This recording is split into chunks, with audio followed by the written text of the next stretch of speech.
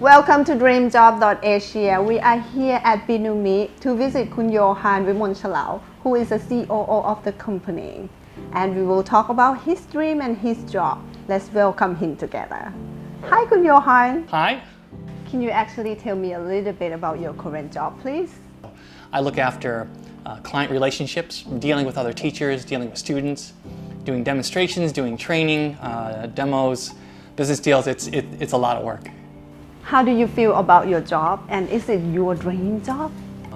I've had a lot of jobs, different industries in my life. So I would say where I am right now, this is a dream job.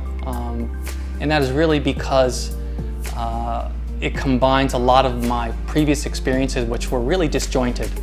My education was really based on two different, very separate subjects. So it was computer science, computer engineering, and fine art. And at the time, there's really no way for them to mix. Then I had the chance to do teaching for a number of years as well. And then I had a chance to do television production and TV work and presenting. So I thought, technology, education, TV working, those three would never actually come together. But amazingly enough, Binumi came around.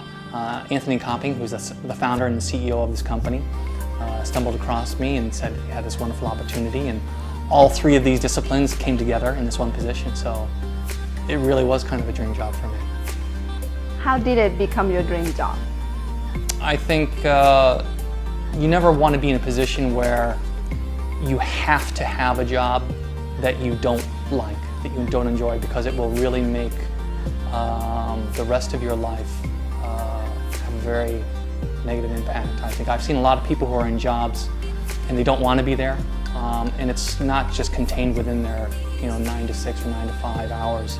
It bleeds over into their personal life. And the wonderful thing here is I love not only the job, I love the people I work with, and I love the product. It's something I believe in, so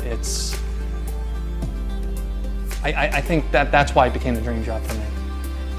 I noticed that you are involved in so many different industries. Is there anything that's very challenging for you? Can you tell us a little bit about that, please? Most challenging?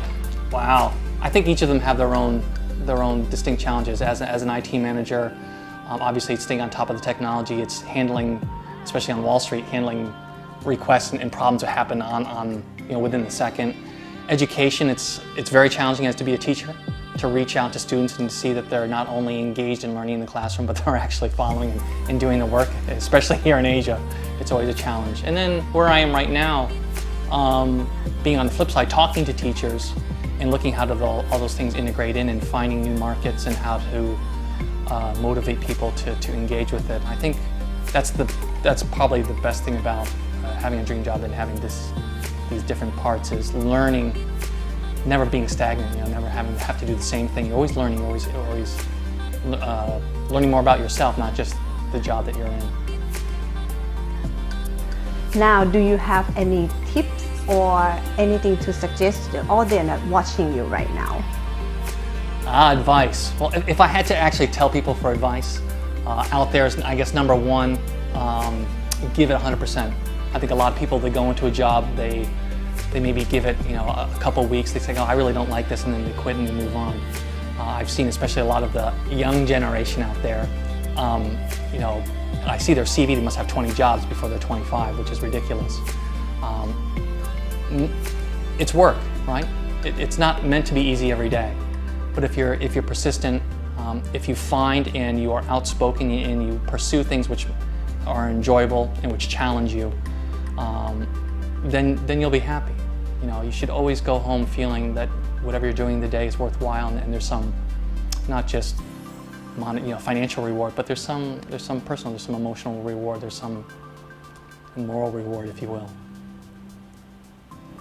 All right, Johan, thank you so much for your time today. I believe the audience know enough what to do about their dream. Stay tuned with us, DreamJob.Asia, and see you on the next one.